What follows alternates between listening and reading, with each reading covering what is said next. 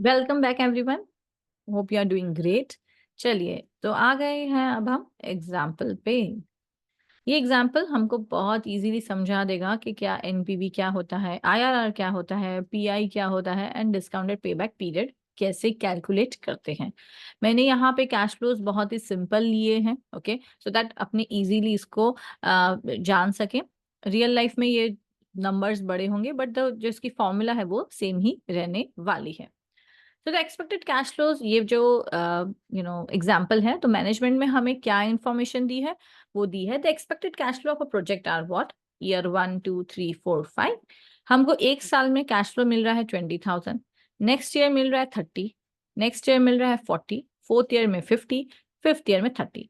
तो हमें इतना पैसा हर साल मिल रहा है। हमने पैसा इन्वेस्ट कितना किया है, आउटफ्लो मीन्स इन्वेस्टेड, 1 लाख रुपया इन्वेस्ट किया है और 5 साल में ये रिटर्न हमको मिल रहा है।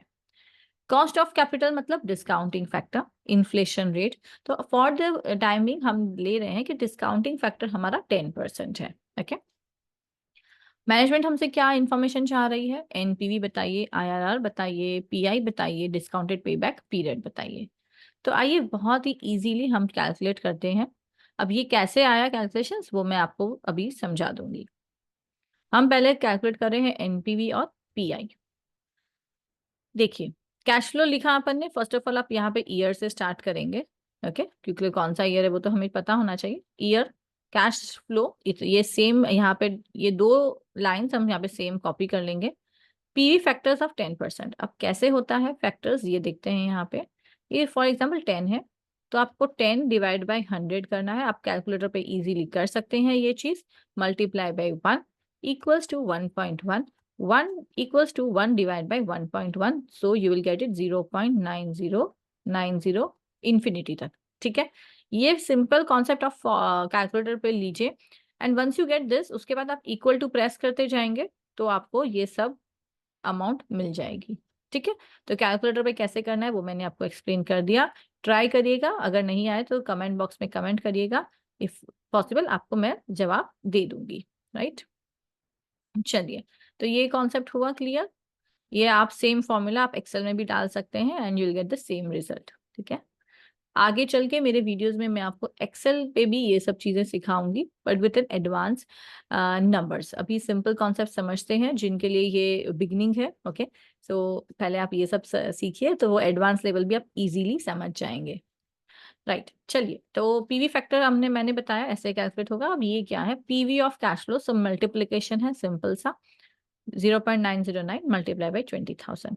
सिमिलरली हमने 5 साल तक कर दिया। इसका हम जब सम करेंगे टोटल क्या आएगा, 1,25,750। ओके, तो ये क्या हुआ हमारा टोटल कैश इनफ्लो, पैसा कितना आया, दैट इज इम्पोर्टेंट ना। हमने कितना इन्वेस्ट किया है, उसमें वो कितना रिटर्न आ रहा है, पैसा कितना वापस आ रहा है, दैट इज इम्पोर्टेंट। चलिए, नेक्स्ट इसके भाई हमने 1 लाख रुपए इन्वेस्ट किया था, अब हमारे पास आया है 1,25,750 रुपया। माइनस करेंगे तो क्या आएगा, एनपीवी। सिंपल है, राइट, आ गया। तो फॉर्मूला क्या हुई, टोटल कैश इनफ्लो, जो पैसा आया, माइनस टोटल कैश आउटफ्लो जो गया। ओके, और ये दोनों प्रेजेंट, ये जो अपन ने इन्वेस्ट किया है ना वो तो 0 ईयर्स में करते हैं, तो उसको तो हमको कन्वर्ट करने की जरूरत नहीं है, बट जो हमारे पास पैसा आया उसको हमने जरूर कन्वर्ट किया है। राइट, तो अल्टीमेटली माई गेन इज 25,750।